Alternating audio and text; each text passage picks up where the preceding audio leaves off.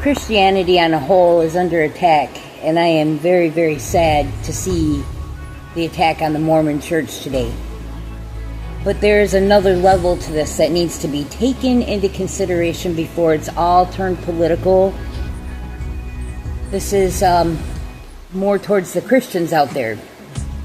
What is a Latter-day Saints church? It's a Mormon church. They have an added book. It's called the Book of Mormon, and in the Bible it says not to add or take away from the Bible. So Mormons have taken a lot of direct flack from other Christian churches because they add a book to the Bible and they feel it's evil, and we have all these denomination fights, and there's a reason why in Acts Christ said not to divide ourselves.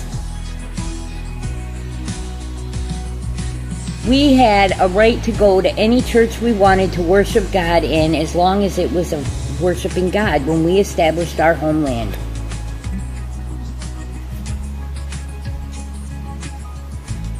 But you see a whole lot of videos about how Latter-day Saints are evil because of blah, blah, blah, and smearing of Joseph Smith because of blah, blah, blah. And you see other videos about other places like Seventh-day Adventists and Jehovah's Witnesses. And the only thing I've ever really truly said about this is if it doesn't recognize Christ, it's not a religion worth following. Any religion that will not put Christ as the God that He is not worth following. So I have only ever directly said that I specifically disagree with the Jehovah's Witness because they denounce Christ's value.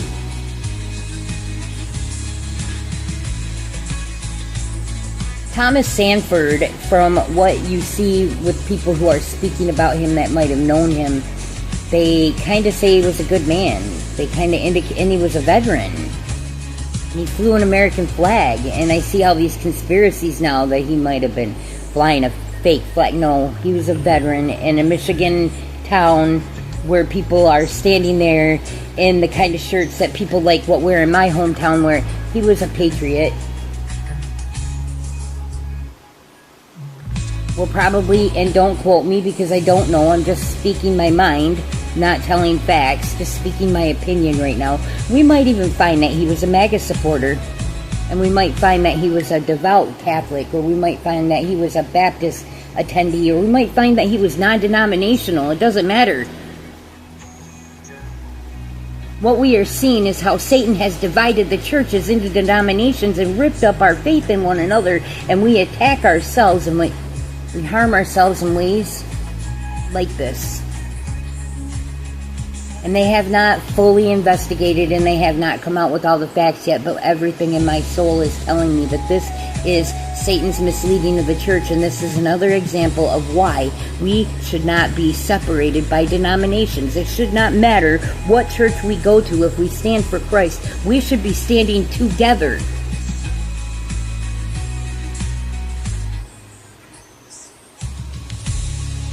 I saw in another video where Catholic churches are having to deal with Islamic people coming in the middle of their mass and putting their mats out on the floor in the middle of their aisles and praying in their church, and the people don't want to be rude.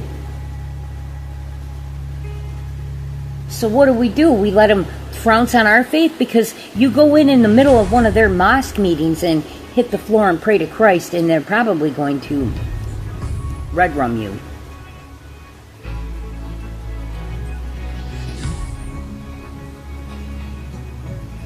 We are so busy cannibalizing ourselves, judging each other on how we think we should serve each other, that we're not serving Christ together as we should be. And this shooting in Grand Blanc, Michigan, is just another example of why we need to put the petty stuff aside and just read the Bible and unite for Christ. And it should not matter what church we go to. As long as we're reading the Bible, we're getting the truth. But we need to make sure that we're reading the Bible and not just taking people's words. Because just like what we saw with the great big rapture on the 23rd and the 24th, and the results on the 25th and the 26th, just like I said was going to happen, and no one wants to hear the truth, but the truth of the matter is, this is in God's hands. And Christ gave us direction to help us get by. And one of the big directions was, do not separate yourselves.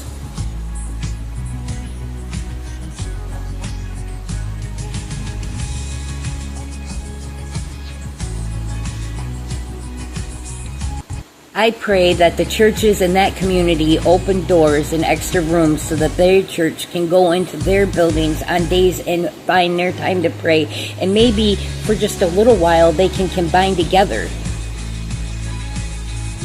I've always said, because I'd never just went to one church. I started going to a Free Methodist church when I was younger, but when I was little down in Texas, we must have gone to some kind of charismatic church of some kind because my mom believed in laying on of hands. And I know I've been inside of Baptist churches, and I know I've been to a Mormon church, and I've been to a Seventh-day Adventist church, and I found reason to find faith in Christ in each and every single one. I found aspects in Christ in each church that I couldn't find in each of the other ones, that when I put them together, I saw a bigger picture.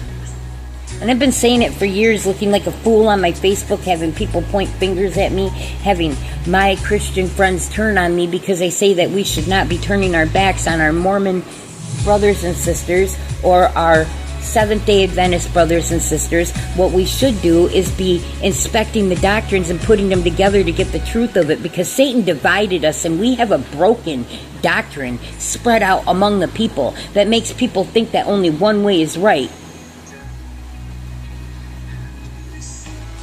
But it's a shattered image of what Christ was. Because as I just said, each denomination knows something different about Christ. But we're talking about the denominations that follow Christ. We're not talking about just any church. You can't just go into a mosque and find truth and a lie. Muhammad was homosexual. Muhammad married a 12-year-old little girl. Muhammad lies in a grave. Muhammad stemmed from Ishmael, but the covenant was with Isaac. And that went down through David, all the way down to Christ.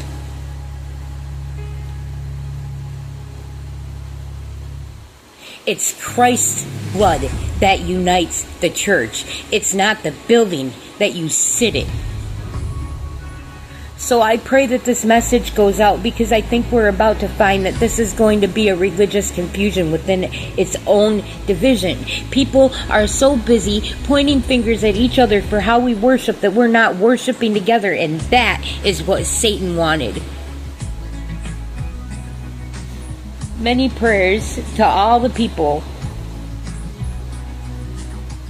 who are suffering this tragedy, because on top of this, they lost their president. Badi Bakum passed away as well just within the last couple days. So we're taking a lot of blows in the church. But if we really want to get strong, we got to unite together, not stand divided. So I stand with all the denominations that stand with Christ. Many prayers.